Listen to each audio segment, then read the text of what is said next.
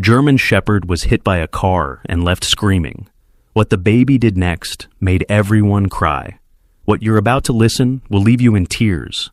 This incredible story of compassion and unexpected courage will touch your heart in ways you never thought possible. If this story moves you, please like, share, and let us know in the comments where you're watching from. The sun beat down mercilessly on the cracked asphalt of Highway 19, just outside the bustling town of Pinewood. Cars whizzed by at dangerous speeds, their drivers focused solely on reaching their destinations, oblivious to the world around them. Among the weeds and discarded trash that littered the roadside existed a shadow, a forgotten soul that had learned to become invisible to survive. A thin German shepherd with matted fur, the color of desert sand, moved cautiously along the edge of the highway, his ribs pressed against his dirty coat, a testament to months of scavenging and hunger. No collar adorned his neck, no name belonged to him anymore. Those who noticed him at all simply called him that stray. On the rare occasions anyone bothered to acknowledge his existence. Rain had fallen the previous night, leaving small puddles where the dog now stopped to lap up water, his parched tongue working desperately to quench his thirst. His eyes, once bright with the intelligence characteristic of his breed, now carried a wary, distant look. The gaze of an animal that had been betrayed by the world of humans. For 6 long months, the nameless shepherd had survived on scraps pilfered from the overflowing dumpster behind Max's Gas and Go, a rundown service station that marked the last outpost before the highway stretched into miles of nothingness. The night attendant, a teenager named Zach, occasionally tossed leftover hot dog buns or stale chips toward the dog, but never attempted to approach him. "That dog's been hanging around here since winter," Zach had told a customer once, shrugging as he rang up their purchase. "Somebody probably dumped him. Happens all the time out here." The shepherd had developed a routine of sorts. Each morning, he would emerge from the small den he'd created beneath an abandoned drainage pipe, shake the dew from his fur, and make his way along the highway's edge, always careful to maintain a safe distance from the rushing vehicles. He had learned the hard way that humans in cars showed no mercy to creatures like him. This particular morning, however, something disrupted his careful pattern. A rabbit darted across his path, triggering the hunting instinct that still lived somewhere deep in his DNA despite months of near starvation. The shepherd's muscles tensed, his focus narrowing to the small creature that represented a real meal, perhaps the first in weeks. Without thinking, driven by hunger and instinct, the dog lunged after the rabbit. His paws left the safety of the roadside gravel and hit the scorching asphalt of the highway. The rabbit disappeared into the brush on the opposite side just as the dog reached the center line. The squeal of tires came first, a piercing sound that split the humid morning air. The shepherd turned his head toward the noise, time slowing in that moment as he saw the blue sedan barreling toward him, its driver's face a mask of shock and panic. There was no time to run, no chance to escape what came next. The impact sent the dog's body flying through the air, a yelp of pain silenced by the force of metal against flesh and bone. He landed 20 feet away, his body sliding across the rough surface of the road, before coming to rest in a heap of broken fur and blood. The blue sedan never stopped. Its brake lights flashed briefly, a momentary acknowledgement of the collision before the car accelerated away, disappearing around the curve of Highway 19, leaving only a faint trail of dust in its wake. Pain unlike anything the shepherd had ever known flooded every nerve in his body. Summoning strength born of pure survival instinct, he dragged himself toward the edge of the road, using his front legs, leaving a dark smear of blood on the hot asphalt. Each movement sent waves of agony through his body, but some primal drive kept him moving, inch by agonizing inch, away from the danger of passing vehicles. A pickup truck slowed as it passed, its driver craning his neck to look at the injured animal before shaking his head and continuing on his way.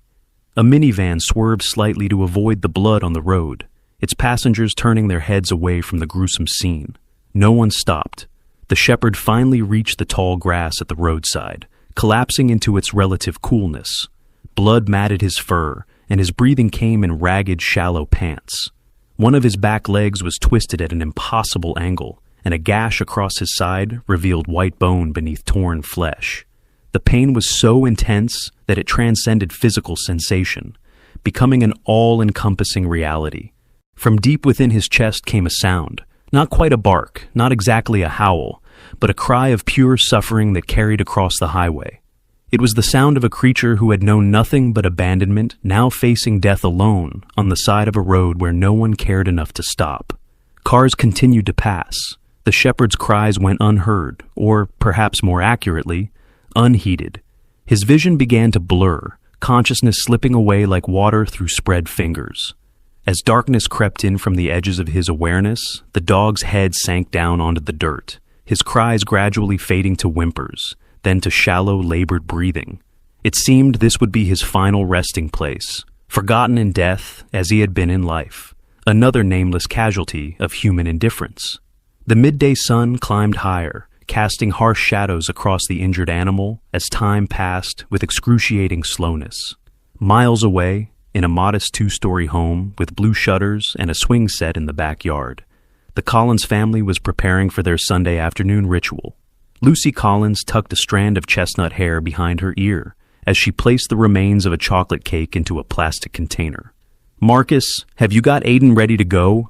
she called up the stairs, wiping her hands on the floral apron she wore over her sundress. "Almost," came the reply from her husband. "He's insisting on bringing that dinosaur book to show his grandpa." Lucy smiled, shaking her head. Their 5-year-old son's current obsession with prehistoric creatures had dominated family conversations for weeks.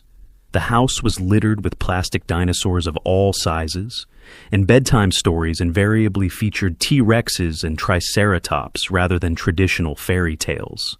Upstairs, Marcus Collins knelt in front of his son, helping the boy tie his sneakers. Aiden's face was a miniature version of his father's, with the same hazel eyes that seemed to notice everything, and the same thoughtful expression that often made him seem older than his years. "You sure Grandpa hasn't seen this book already?" Marcus asked, tapping the colorful cover of Dinosaurs of the World. Aiden shook his head solemnly, his dark curls bouncing with the movement. "No, Daddy, this is the one with the feathered dinosaurs that scientists just discovered. Grandpa needs to know about them." Marcus bit back a smile at his son's serious tone. "Well, then we definitely can't let Grandpa go another day without this crucial information, can we?" "It's very important," Aiden agreed, hugging the book to his chest as he stood. "Science doesn't wait for anyone." This was another of Aiden's phrases, picked up from the educational programs he watched with rapt attention.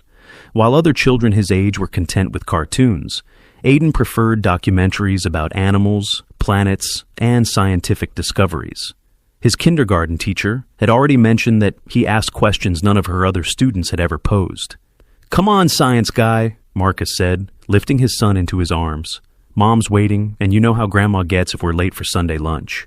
Downstairs, Lucy had finished packing the small cooler they always brought for the 30-minute drive to her parents' house.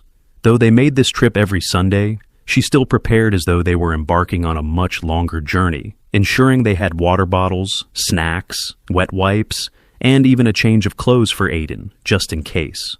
"Got everything?" Marcus asked as he set Aiden down at the bottom of the stairs. Lucy did a quick mental inventory before nodding. "I think so. Mom texted that she's making pot roast, so we're in for a treat." Marcus patted his stomach. "Your mom's pot roast is the main reason I married you, you know?" "I thought it was my charming personality and stunning good looks," Lucy replied with a mock pout. "That too," Marcus laughed, leaning in to kiss her cheek. "But mainly the pot roast connection." Their easy banter was interrupted by Aiden tugging on his father's pant leg. "Daddy, can I bring Rex?" he asked, referring to the stuffed T-Rex that had been his constant companion since his 4th birthday. "Sure, buddy. Where did you leave him?" "On my bed. I'll get him." Aiden scampered back up the stairs before either parent could offer to retrieve the toy for him. "That kid has more energy than both of us combined," Marcus observed, helping Lucy carry the cooler and gift bag, a birthday present for Lucy's father, to their silver SUV parked in the driveway. Within minutes, they were all settled in the vehicle, Marcus behind the wheel, Lucy in the passenger seat checking her phone for last-minute messages from work. She was a pediatric nurse with an always-on mentality. And Aiden securely buckled into his booster seat in the back, Rex the dinosaur clutched in one hand and his precious book in the other. The drive to Lucy's parents' house took them through town, past the elementary school where Aiden would start kindergarten in the fall, beyond the community park with its recently renovated playground, and eventually onto Highway 19, the fastest route to the rural area where Lucy had grown up. Aiden gazed out the window as the familiar sights of town gave way to open fields and occasional farmhouses. The dinosaur book lay open on his lap, but his attention had shifted to the passing landscape. There was something about the vastness of open spaces that captivated the boy, perhaps the same quality that drew him to books about the universe and ancient creatures that roamed the earth millions of years ago. Lucy had turned on the radio, and a pop song filled the car. Marcus tapped his fingers against the steering wheel in time with the music, occasionally glancing in the rearview mirror to check on Aiden, who had grown uncharacteristically quiet. "Everything okay back there, buddy?" Marcus asked after several minutes of silence. Aiden nodded, his eyes still fixed on the window. "Just watching for interesting things." "Like what?" Lucy asked, turning slightly in her seat to look at her son. "Animals," Aiden replied simply. "There's so many hiding that people never see them." This was typical of Aiden, making observations that seemed beyond his years. Just last week, he had spent an hour in their backyard counting different types of birds that visited the feeder Lucy had installed at his request, carefully recording his findings in a notebook with his still-developing handwriting. The family lapsed into comfortable silence again as the SUV cruised along Highway 19. The Sunday traffic was light, with only occasional vehicles passing in the opposite direction. The lunch at Lucy's parents' had been pleasant as always, filled with good food and family updates. Her father had been delighted with both his birthday gift, a new fishing rod, and Aiden's dinosaur book, which he studied with exaggerated interest to please his grandson. Now, with their stomachs full and a container of leftover pot roast and birthday cake in the cooler, the Collins family was heading home. Aiden had dozed off briefly but awakened as they turned onto Highway 19 for the return journey. The sun was beginning its slow descent toward the horizon, casting long shadows across the road and giving the landscape a golden glow that softened its edges.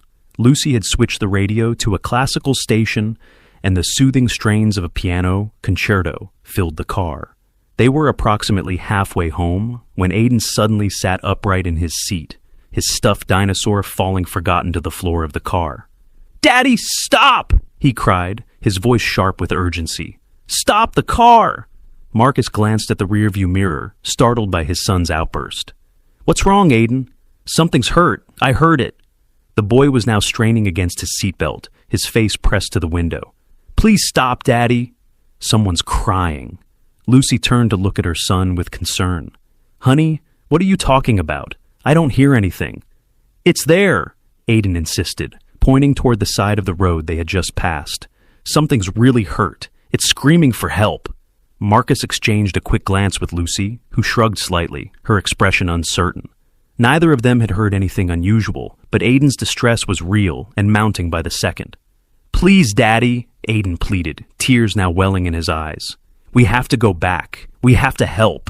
With a sigh, Marcus signaled and began to slow the SUV. "Okay, buddy, I'll pull over."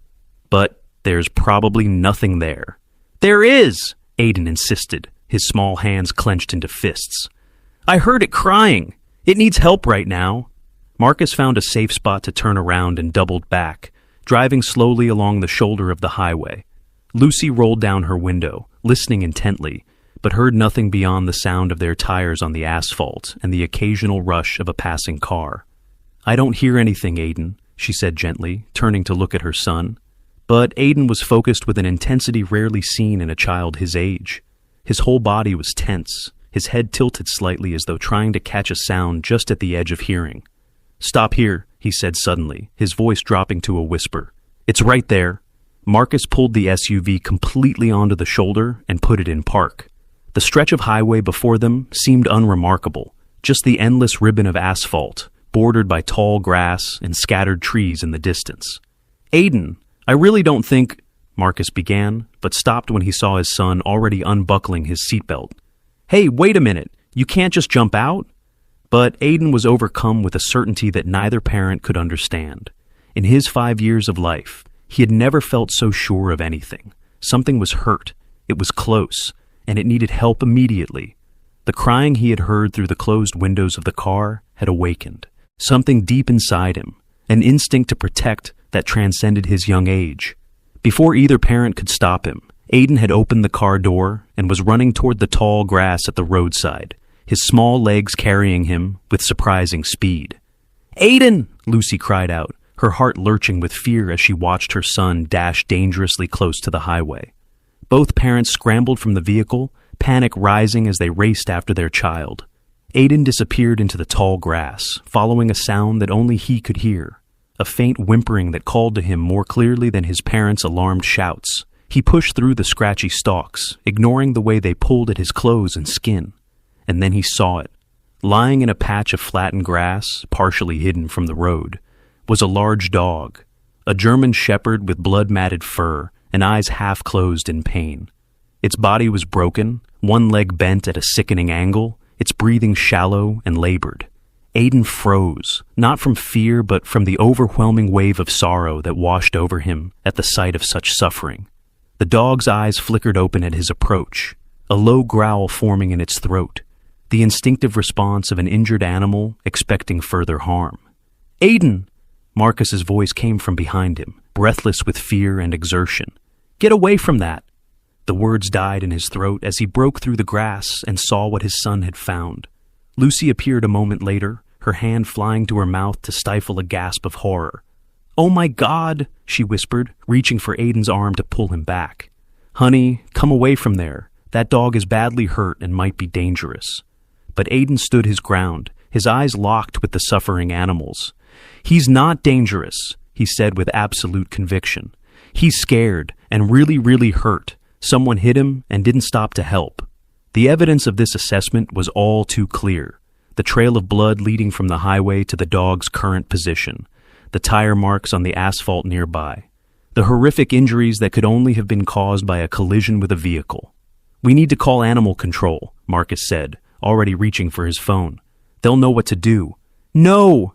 Aiden's voice was surprisingly forceful. "They'll take too long. He needs help now." The dog had stopped growling, its eyes fixed on the small human who stood before it without fear. A whimper escaped its throat, a sound so filled with pain that it brought tears to Lucy's eyes. "Marcus," she said quietly, her nurse's training overriding her initial fear, "that dog is dying. Animal control won't get here in time." Aiden took a small step closer to the injured animal, ignoring his father's warning hand on his shoulder. "It's okay," he said to the dog, his voice suddenly soft and soothing. "We're going to help you. Nobody's going to hurt you anymore." The German shepherd's tail moved slightly. Not quite a wag, but the acknowledgement of the child's words. Its eyes, though clouded with pain, seemed to hold a glimmer of something that had been absent before, a tiny spark of hope. "He understands me?" Aiden whispered, looking up at his parents with tear-filled eyes. "We can't leave him here all alone." Marcus ran a hand through his hair, his mind racing through options. This wasn't how their peaceful Sunday drive was supposed to end. The injured dog looked like it needed immediate veterinary care, but moving a wounded animal that size would be challenging, not to mention potentially dangerous. "Lucy, what do you think?" he asked, deferring to his wife's medical background. Lucy knelt down, keeping a cautious distance from the injured shepherd. Her trained eye quickly assessed the visible wounds, the broken leg, the deep gash along the side, the labored breathing that suggested possible internal injuries. In humans, these would be critical conditions requiring immediate emergency care. She assumed the same applied to dogs. "It's bad, Marcus," she said quietly, trying to keep her voice calm for Aiden's sake. "Really bad. I'm not a vet, but those injuries..." She shook her head, leaving the grave prognosis unspoken. Marcus nodded, understanding the unfinished thought. "Aiden, buddy, this dog needs professional help. The best thing we can do is call someone who knows how to handle injured animals." But Aiden wasn't listening. He had inched closer to the German shepherd, moving slowly and deliberately, his small body tense with concentration. The dog's eyes followed his movement, a low whimper escaping its throat. "Aiden!" Lucy hissed, fear spiking through her. "Don't get any closer. That dog is in pain and scared. It might bite." The boy paused but didn't retreat. "He won't bite me, Mom. He's too tired." His voice held a certainty that bewildered his parents. He just wants someone to help him. Marcus moved forward to pull his son back, but froze when the dog's head lifted slightly, its gaze shifting from Aiden to him. There was no aggression in those eyes, only exhaustion and a profound suffering that made Marcus's chest tighten. In that moment, he saw beyond the blood and dirt to what must have once been a magnificent animal, intelligent, loyal, strong, the kind of dog that should have been running in a backyard with children, not dying alone on the side of a highway. "He needs water," Aiden said decisively. "Daddy, can you get some from the car?" Marcus hesitated, torn between the urgency of the situation and his instinct to protect his son from both physical harm and the emotional trauma of witnessing death up close. "Please, Daddy," Aiden pleaded, his eyes never leaving the shepherd. "He's really thirsty." With a resigned sigh, Marcus nodded. "Okay, I'll get some water, but you stay right where you are. Don't move any closer until I come back." As Marcus jogged back to the SUV, Lucy remained crouched nearby, her motherly instinct to protect her child, warring with her medical training that urged her to offer comfort to the suffering. "He's been here a long time," Aiden said softly, his eyes scanning the dog's thin body. "Look how skinny he is, Mom. I think he's been all alone." Lucy followed her son's gaze, noticing for the first time the protruding ribs beneath the matted fur, the calluses on paws that had walked too many miles, the old scars that spoke of previous hardships. This wasn't just an injured pet. This was an animal that had been surviving on its own for months, perhaps years. "I think you're right," she agreed, her heart aching at the thought of such abandonment. "He looks like he's been astray for quite a while." "What's astray?" Aiden asked, his vocabulary still expanding daily. "It means he doesn't have a home or a family to take care of him," Lucy explained gently. Aiden's face crumpled at this explanation. "That's really sad. Everyone should have a family." He looked back at the dog with renewed determination. "We're his family now." Before Lucy could formulate a response to this declaration, Marcus returned carrying a plastic container of water from their cooler. He approached cautiously, crouching beside Aiden. "Here you go, buddy," he said, handing the container to his son. "But let me help you. We don't want to scare him." Together, father and son moved slightly closer to the injured shepherd. The dog tensed, its body attempting to shift away, before a spasm of pain caused it to collapse back onto the grass with a heart-wrenching whimper. "It's okay," Aiden whispered, his voice taking on that same soothing quality that had surprised his parents earlier. "We're not going to hurt you. We just brought some water." Marcus held the container while Aiden carefully dipped his fingers into it and extended his wet hand toward the dog's muzzle. The shepherd's nostrils flared at the scent of water, and after a moment's hesitation, its dry tongue emerged to lick Aiden's fingers. "See?" Aiden said triumphantly. "He's not mean. He's just really hurt and scared." Encouraged by this small success, Marcus moved the container closer, allowing the dog to lap weakly at the water. The shepherd drank with desperate thirst, though even this simple action seemed to cause pain. Lucy had been using this time to search for emergency veterinary services on her phone. "The closest emergency vet is in Riverdale," she reported, "about 20 miles from here." "Call them," Marcus said, watching as the dog finished drinking. "See if they're open and what they recommend for transport." As Lucy made the call, Aiden sat cross-legged on the grass, just beyond the shepherd's reach. "What should we name him, Daddy?" he asked, as if the decision to take responsibility for the animal had already been made. Marcus started to explain that they couldn't just adopt an injured stray, but something in his son's expression, that mixture of compassion and determination that made Aiden uniquely himself, stopped him. Instead, he found himself considering the question. "Well, what do you think would be a good name?" Aiden tilted his head, studying the dog thoughtfully. "Something brave," he decided, "because he must be really brave to have been all alone and hurt like this." "That makes sense," Marcus agreed, surprised by the lump forming in his throat. "I think we should call him Warrior," Aiden announced, "because he's fighting really hard to stay alive." The name hung in the air between them, simple, powerful, oddly fitting for the broken creature before them. The shepherd's eyes, though clouded with pain, seemed to focus on Aiden as he spoke the name. "Warrior," Marcus repeated softly. "That's a good name, buddy." Lucy rejoined them, sliding her phone back into her pocket. "The emergency clinic is open. They say we need to get him there as soon as possible, but they warned about moving him without proper equipment." She hesitated, lowering her voice. "They also mentioned that treating a stray with severe injuries could be expensive."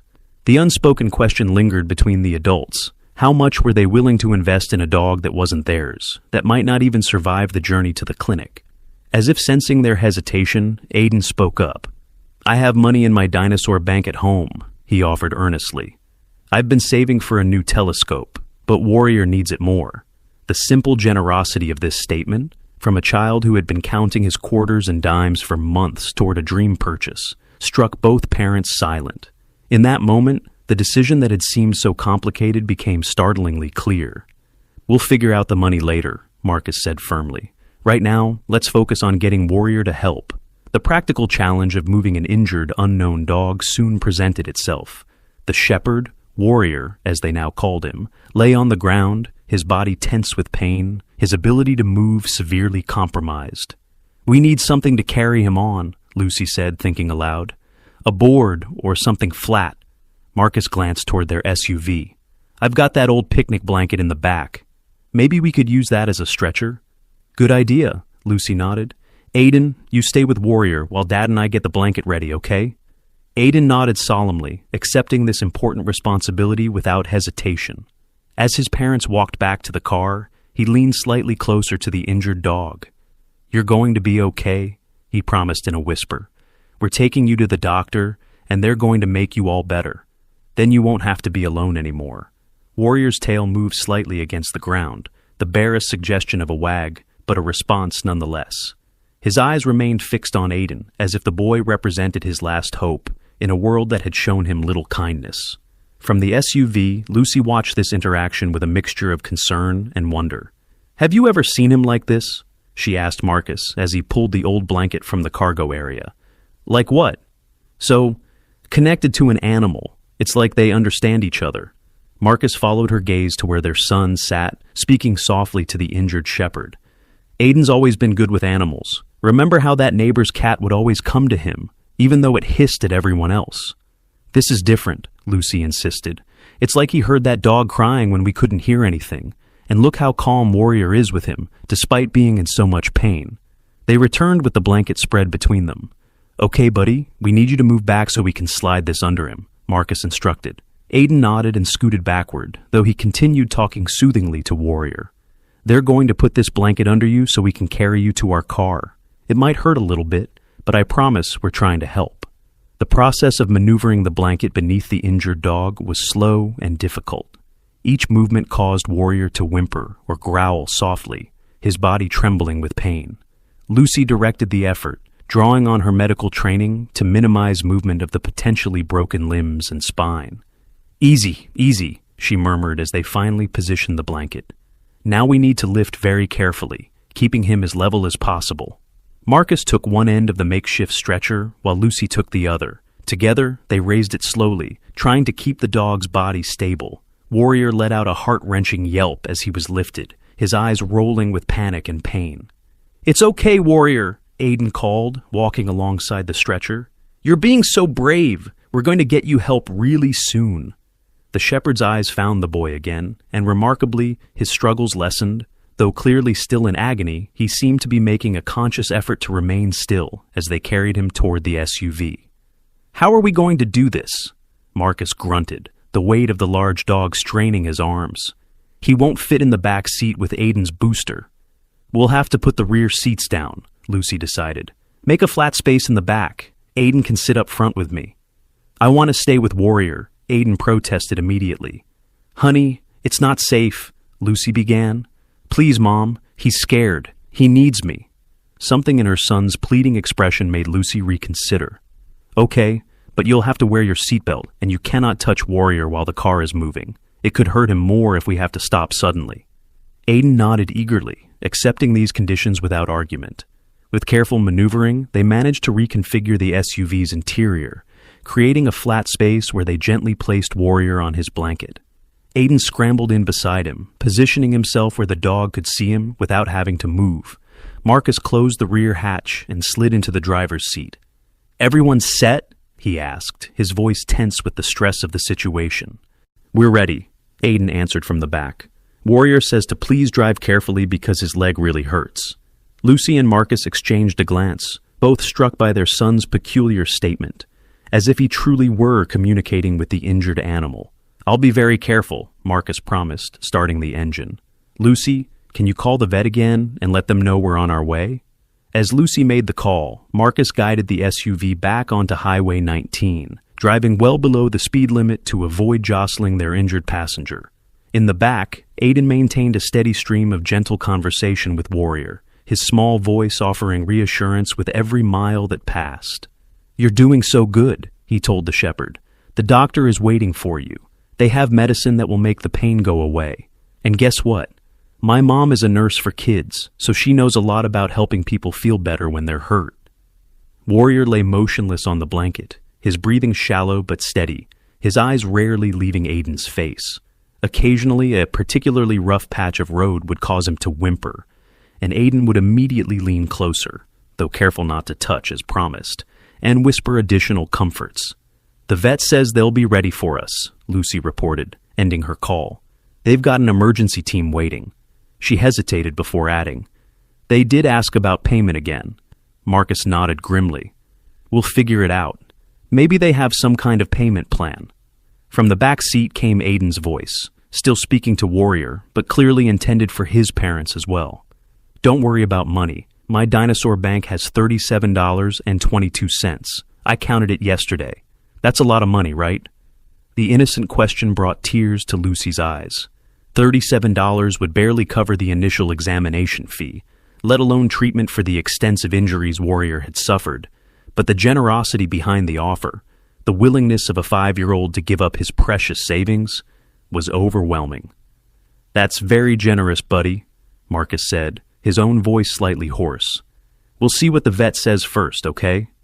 The remainder of the drive passed in tense silence, broken only by Aiden's continued reassurances to Warrior and the occasional directions from Lucy's GPS. After what seemed like hours but was actually just under 20 minutes, the illuminated sign of the Riverdale Emergency Veterinary Clinic came into view. Marcus pulled into the parking lot and stopped near the entrance. "I'll go let them know we're here," Lucy said, already opening her door. She returned moments later with 2 veterinary technicians and a rolling gurney. With professional efficiency, they opened the SUV's rear hatch and assessed the situation. "This is bad," one technician murmured to the other. "Multiple fractures, possible internal bleeding." "Can you help him?" Aiden asked, his small face appearing between the front seats. The technician's expression softened at the sight of the worried child. "We're going to do our very best," she promised. "What's your dog's name?" "Warrior," Aiden answered without hesitation. "Because he's really brave." "That's a perfect name," the technician agreed. "Now, we need to get Warrior inside so the doctor can help him. Can you be brave too and wait with your parents while we take him?" Aiden nodded solemnly, though his lower lip trembled as he watched the technicians carefully transfer Warrior to the gurney. The shepherd's eyes sought him out one last time before he was wheeled rapidly through the clinic's automatic doors, disappearing from view. Inside the waiting room, a receptionist with a sympathetic smile guided them to a cluster of chairs in the corner. "The doctor will come speak with you as soon as she's assessed him," she explained. "In the meantime, I'll need to get some information." Marcus sat down beside her desk to provide what little he knew about Warrior, while Lucy and Aiden settled into the waiting area chairs. The bright fluorescent lighting made the room feel stark and sterile, a sharp contrast to the natural setting where they'd found the injured dog. "Is Warrior going to die?" Aiden asked suddenly, his voice small but clear in the quiet room. Lucy's heart clenched at the direct question. She believed in being honest with her son, but how honest should she be about a situation this grave? "I don't know, honey," she finally answered. "His injuries are very serious. The doctors here will do everything they can to help him, but sometimes injuries can be too severe to fix." Aiden absorbed this information, his hazel eyes thoughtful. "But sometimes people get really hurt and the doctors save them, right? Like that time when Grandpa had his heart attack and went to the hospital." "That's true," Lucy acknowledged. "Medicine can do amazing things." "Then we just have to believe they can help Warrior too," Aiden decided, his expression setting into lines of determination that made him look startlingly like his father. Marcus rejoined them, sitting heavily in a chair across from Lucy. "They're working on him now," he reported. "The initial exam doesn't look good, but they won't know the full extent until they get some x-rays." "And the cost?" Lucy asked quietly. Marcus shook his head slightly. "We'll talk about that later," he murmured, with a meaningful glance toward Aiden. Time crawled by in the waiting room. Aiden, usually so full of energy and questions, sat unusually still, his dinosaur book open but unread on his lap. His parents took turns getting up to stretch their legs or refill their water cups from the cooler in the corner, but Aiden refused to move from his chair, as if afraid Warrior might need him at any moment. After nearly an hour, a door opened and a woman in scrubs appeared. "Collins family?" she called. They stood, Aiden scrambling to his feet so quickly he dropped his book. "I'm Dr. Patel," the veterinarian introduced herself. Her face was serious but kind as she looked between the three of them. "Let's talk about Warrior." Dr. Patel led them to a small consultation room with a round table and several chairs. Once they were seated, she opened a folder containing several X-ray images that she placed on the table before them. "Warrior has sustained extremely serious injuries," she began frankly. "He has a fractured pelvis, a compound fracture of the right rear leg, 3 broken ribs, and internal bleeding that we're working to control." She pointed to each injury on X-rays as she spoke. "Additionally, he's severely malnourished and has several older injuries that have healed improperly, suggesting he's been on his own for quite some time." "But can you fix him?" Aiden asked, his eyes fixed intently on the doctor's face. Dr. Patel smiled gently at the boy. "We're trying, Aiden. Warrior is in surgery right now. Our team is working very hard to repair the worst of the damage." "Will he be okay?" Aiden pressed, needing a more definitive answer. The veterinarian's expression became more guarded. "I wish I could promise you that, but I have to be honest. His injuries are life-threatening, and his condition is critical. The next 24 hours will be crucial." Aiden seemed to digest this information, his small face screwing up with the effort of processing such difficult concepts. "Can I see him?" he finally asked. "I think he'd feel better if he knew I was here." Dr. Patel's expression softened further. "Not right now, while he's in surgery, but perhaps later, if he stabilizes." The conversation shifted to the difficult topic that Marcus and Lucy had been avoiding: the cost of treatment. Dr. Patel explained the estimated expenses for Warrior's emergency surgery, overnight intensive care, medications, and follow-up treatment. The total made Lucy's breath catch and Marcus's shoulders tense. "I understand this is a significant amount, Doctor," Patel said gently, "especially for a dog you just found.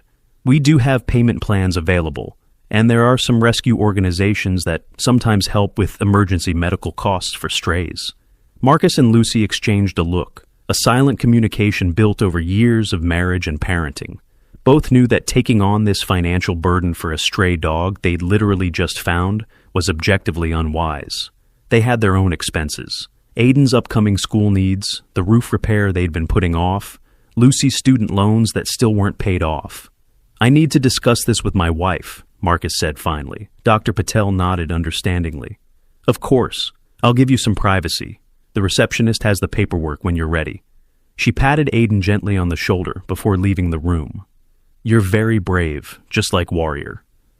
Once the door closed behind the veterinarian, Marcus turned to Lucy. "It's a lot of money," he said quietly.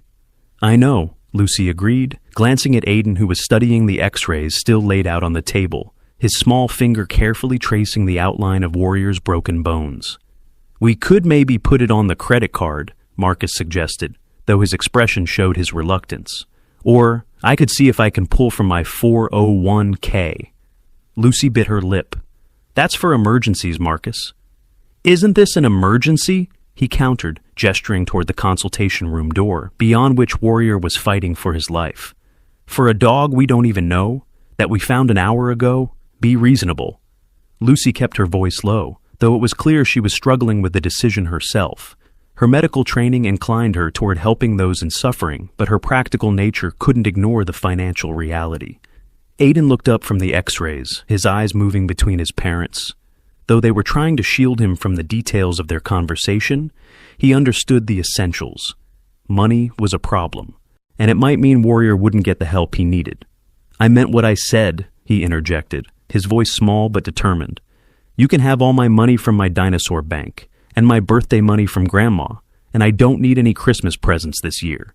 The simple offering, so inadequate to the actual cost yet so enormous from a 5-year-old's perspective, hit both parents like a physical blow.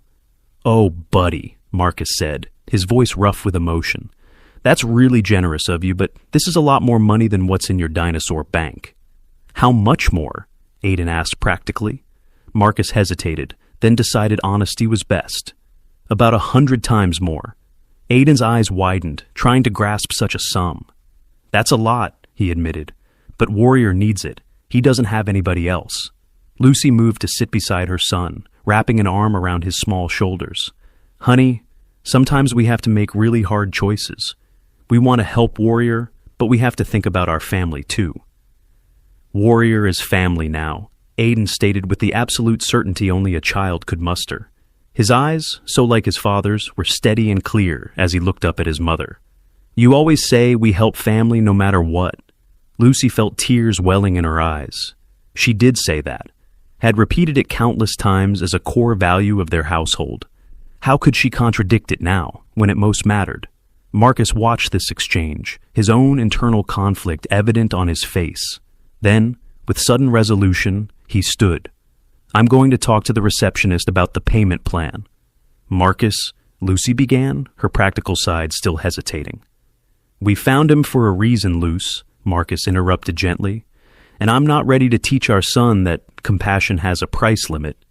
With that, he left the consultation room, leaving Lucy and Aiden alone with the disturbing X-ray images of Warrior's broken body.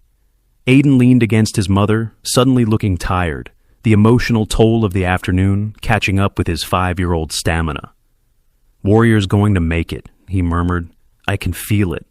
Lucy pressed a kiss to the top of his head, marveling at her son's unwavering conviction. "I hope you're right, sweetheart." The next few hours passed in a blur of paperwork, phone calls, and tense waiting.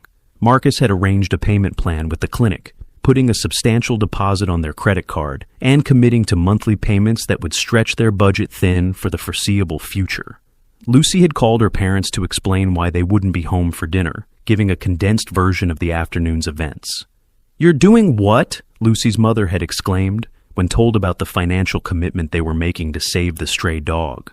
"I know it sounds crazy, Mom," Lucy had admitted, stepping outside the clinic to take the call while Marcus stayed with Aiden in the waiting room. "Maybe it is, but you should have seen Aiden with this dog. There's something special happening there." Now, as evening fell outside the clinic windows, the Collins family remained in the waiting room. Aiden had finally dozed off, curled awkwardly across 2 chairs with his head on Marcus's lap. Lucy scrolled through her phone, canceling their Monday morning commitments and researching care for injured dogs, her practical nature already planning for a future that included Warrior in their home. If he survived. The thought caught her off guard. When had she moved from reluctant participant to active planner?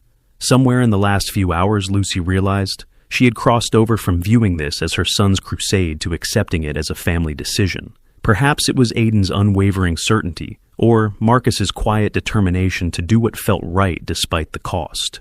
Or perhaps it was her own instinct as a nurse that rebelled against leaving any living being in pain. Collins family? Lucy looked up to see Dr. Patel standing in the doorway that led to the treatment area.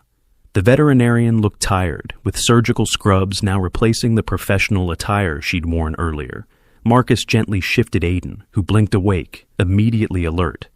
"Is Warrior okay?" he asked, rubbing his eyes as he sat up. Dr. Patel came to sit on the coffee table directly across from them, a position that put her at eye level with Aiden. "Warrior is out of surgery," she began cautiously. "We've stabilized the internal bleeding and set his broken bones. But he's very weak, and the next 12 hours will be critical." "But he's alive," Marcus clarified. "Yes, he's alive," Dr. Patel confirmed. "He's a fighter, that's for sure. Many dogs with these injuries wouldn't have made it this far." "Can I see him now?" Aiden asked, his voice trembling slightly with hope and fear. Dr. Patel hesitated, clearly weighing hospital policy against the pleading expression on the child's face. "Normally, we don't allow visitors in the recovery area. Especially children," she began slowly. "But given the circumstances, I think a short visit might actually be beneficial. For both of you." Aiden's face lit up, but Dr. Patel quickly raised a cautioning hand. Just for a few minutes, and you'll need to be very quiet and gentle. Warrior is heavily sedated and has lots of tubes and equipment helping him. It might look scary. I won't be scared, Aiden promised earnestly. I just want him to know we're still here. Dr. Patel smiled faintly, then looked to Marcus and Lucy. One parent can come too, she offered. You go, Lucy told Marcus. I'll wait here and update my parents. Marcus nodded, taking Aiden's hand as they followed Dr. Patel through the door into the treatment area of the clinic. They passed several rooms with equipment and examining tables before reaching a quieter section marked Recovery. He's in here, Doctor, Patel said softly, pausing outside a dimly lit room. Remember, very quiet and no touching. He has stitches and IVs that we don't want disturbed. Aiden nodded solemnly, his small face set with determination. Marcus squeezed his son's hand, offering silent support.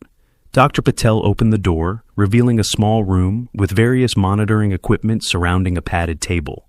On the table lay Warrior, nearly unrecognizable beneath bandages, tubes, and wires. His damaged leg was stabilized in a temporary cast, his body wrapped in places where surgery had been performed. An IV drip fed into a shaved patch on his front leg, and a screen nearby displayed his vital signs in a series of beeping lines and numbers.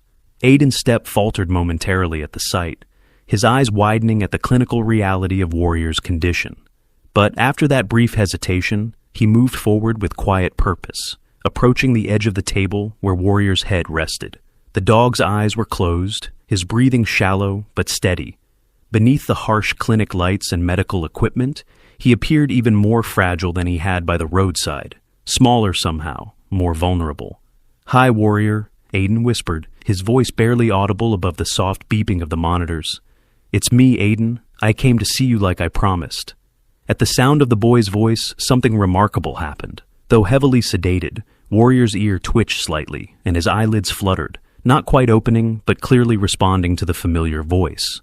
Dr. Patel, observing from the doorway, raised an eyebrow in surprise. That's interesting, she murmured to Marcus. He's under pretty heavy sedation. He shouldn't be responsive at all. Marcus watched as his son continued to speak softly to the injured dog, using the same gentle, reassuring tones he'd used by the roadside. With each word, Warrior's readings on the monitor seemed to stabilize slightly, his heart rate evening out, his oxygen levels improving incrementally. You're doing so good, Aiden was saying. The doctors fixed your broken parts, and now you just have to rest and get strong again. We're going to take care of you forever, so you don't have to live by the road anymore. Warrior's tail, one of the few parts of him not bandaged or connected to equipment, moved almost imperceptibly, the barest twitch in response to the child's voice. Did you see that, Dad? Aiden whispered excitedly. He heard me. He knows we're here. Marcus nodded, unable to speak around the lump in his throat. There was something profoundly moving about his son's unwavering compassion and the broken dog's response to it. A connection that transcended words or logical explanation. Dr. Patel checked her watch reluctantly. I think we should let him rest now, she said gently. You can come back tomorrow if he's stable. Promise? Aiden asked, his eyes still fixed on Warrior. Promise, Dr. Patel confirmed. You've been a big help, Aiden. I think Warrior is calmer just knowing you're here. I told him I wouldn't leave him alone, Aiden explained seriously. And I meant it. As they prepared to leave, Aiden leaned as close to Warrior as he could without touching him. I have to go now, he whispered, but I'll be back tomorrow. Just keep fighting, okay? We're waiting for you. In what seemed almost too perfect to be coincidence, Warrior's monitor gave a stronger beep, as if in acknowledgement of the boy's words. On the drive home that evening, the Collins family was unusually quiet. The events of the day had left them emotionally drained and contemplative. Aiden dozed in his car seat, exhausted by the intensity of the experience. Lucy reached over to take Marcus's hand across the center console. Did we do the right thing? She asked softly, the question that had been hanging between them finally voiced. Marcus glanced in the rearview mirror at their sleeping son before answering. Honestly, I don't know, he admitted. Financially, probably not, but in every other way that matters. He squeezed her hand. Yeah, I think we did. Lucy nodded, resting her head against the passenger window. What if he doesn't make it? Aiden will be devastated. Then we'll help him through it, Marcus said simply. Either way, I think he's learning something important about compassion and courage. That's worth the cost. The next morning brought the challenge of explaining to Aiden why he couldn't go straight to the veterinary clinic. It was Monday, and both Marcus and Lucy had work obligations they couldn't reschedule. "But I promised Warrior I'd come back," Aiden protested, his lower lip trembling as he sat in his dinosaur pajamas at the breakfast table. "And you will," Lucy assured him, pouring cereal into a bowl. "But first, Daddy has to go to work, and you're going to spend the morning with Mrs. Peterson next door. Then, after lunch, I'll pick you up and we'll go see Warrior together." "But what if he needs me before then?" Aiden's concern was palpable, his breakfast untouched. Marcus, straightening his tie before heading to the office, knelt beside his son's chair. "Remember what Dr. Patel said? Warrior needs lots of rest to heal. This morning, he'll probably be sleeping and getting more medicine. By the time you see him, he might be more awake and really need your company." This logic seemed to satisfy Aiden, though he remained subdued as he changed into his clothes and gathered his dinosaur book to take next door. Before leaving, he asked to call the clinic just to check. Lucy dialed the number, speaking briefly with a staff member before handing the phone to Aiden. "Hello, this is Aiden Collins," he said, with the careful formality of a child using a telephone. "I'm calling about my dog Warrior who had surgery yesterday."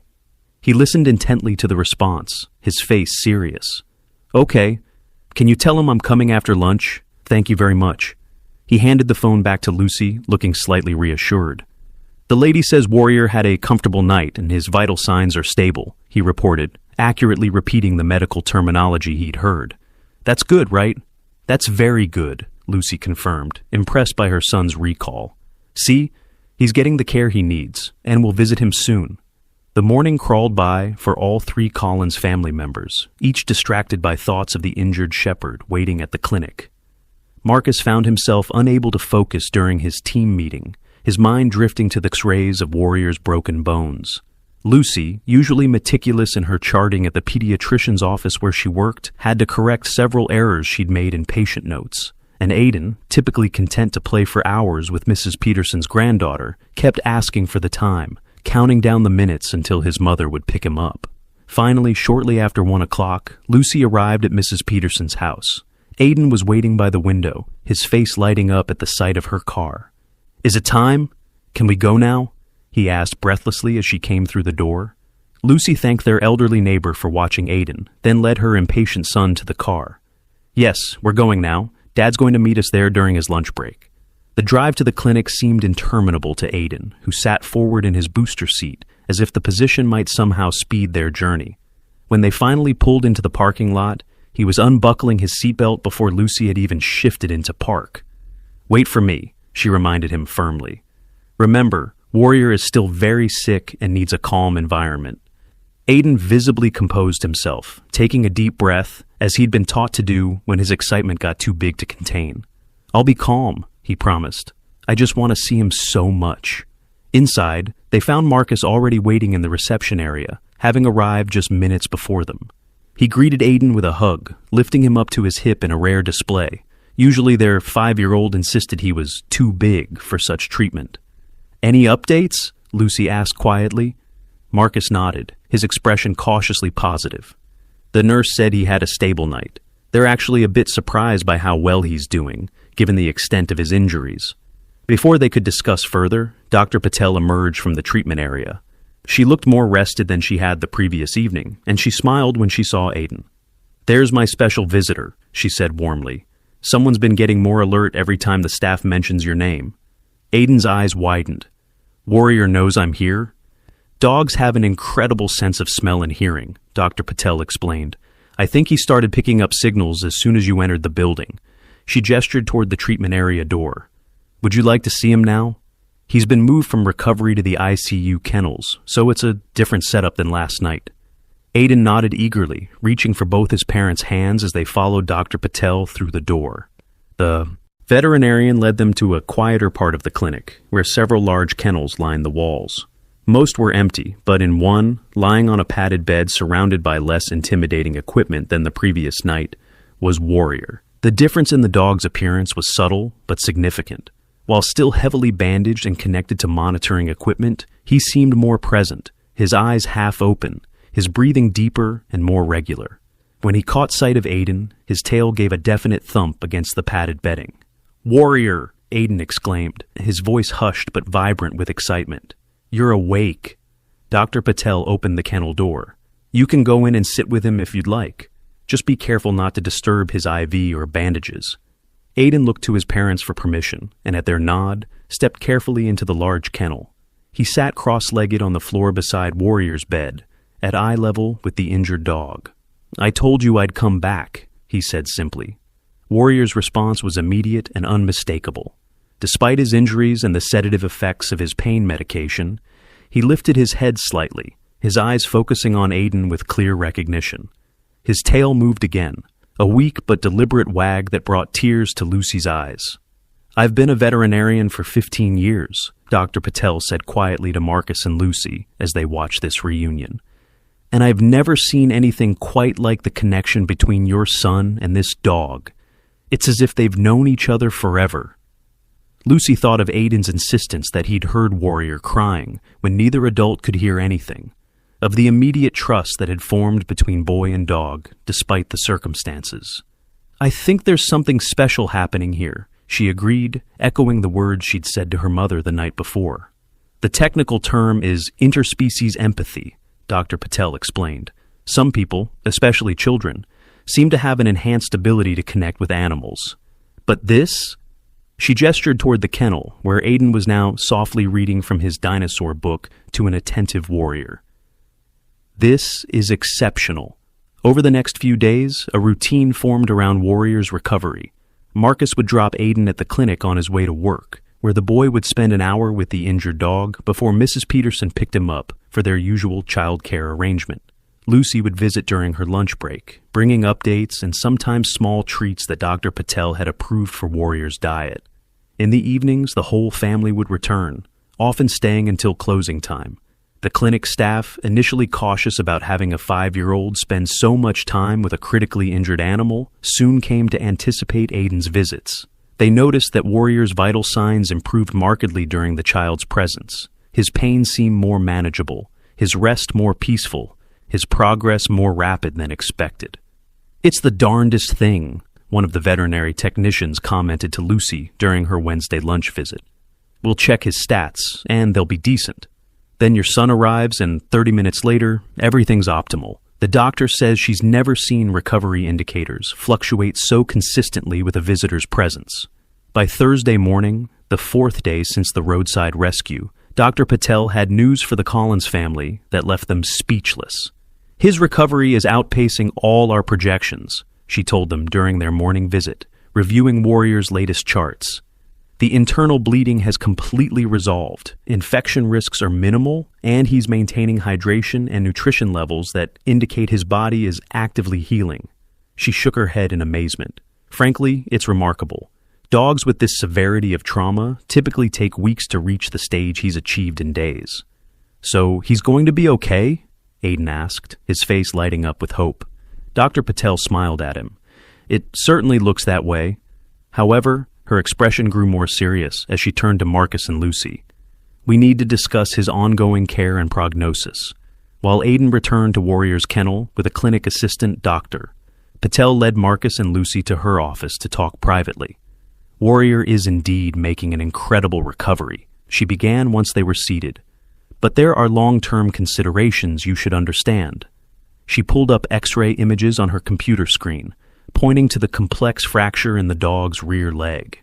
"This break was severe. We've stabilized it with pins, but there's significant damage to the surrounding tissue and nerves." "What does that mean for his recovery?" Lucy asked, her nurse's mind already cataloging potential complications. "It means he'll likely never have full function in that leg," Dr. Patel explained gently. "Best case scenario, he'll walk with a permanent limp. Worst case, he may need a canine wheelchair or even amputati. On if complications develop." Marcus and Lucy exchanged a concerned glance. They had known Warrior's injuries were severe, but hearing the long-term implications made the reality more concrete. "Additionally," Dr. Patel continued, "given his history as a stray and the evidence of previous untreated injuries, there may be behavioral considerations. While he's been remarkably docile here, that could be due to his weakened state and medication, As he regains strength, he might exhibit fear, aggression, or other trauma responses. But he's so gentle with Aiden, Lucy pointed out. Dr. Patel nodded. Yes, that relationship appears to be extraordinary, but introducing him to a home environment with new stimuli and potentially triggering situations could reveal different aspects of his personality. What are you saying exactly? Marcus asked, though he suspected he knew where this conversation was heading. Dr. Patel leaned forward, her expression compassionate but direct. I'm saying that taking on Warrior's long-term care will involve significant commitment, financially, emotionally, and practically. While he's thriving now under intensive medical care and your son's remarkable influence, the road ahead includes physical therapy, possible additional surgeries, behavioral training, and accommodation for permanent disability. She paused. Some families find that beyond their capacity, and that's completely understandable. Are you suggesting we shouldn't take him home? Lucy asked, tension evident in her voice. Not at all, Doctor. Patel clarified quickly. I'm simply fulfilling my professional obligation to ensure you have complete information before making a long-term commitment. There are wonderful rescue organizations that specialize in special needs dogs if that's a better option for your family. Marcus sat back in his chair, running a hand through his hair. How much time do we have to decide? At his current rate of improvement, Warrior could be ready for discharge early next week, Dr. Patel answered. Obviously, we won't release him until we've discussed a comprehensive care plan with whoever will be taking responsibility for him. The conversation continued for several more minutes, covering specifics about home care requirements, medication schedules, and follow-up appointments.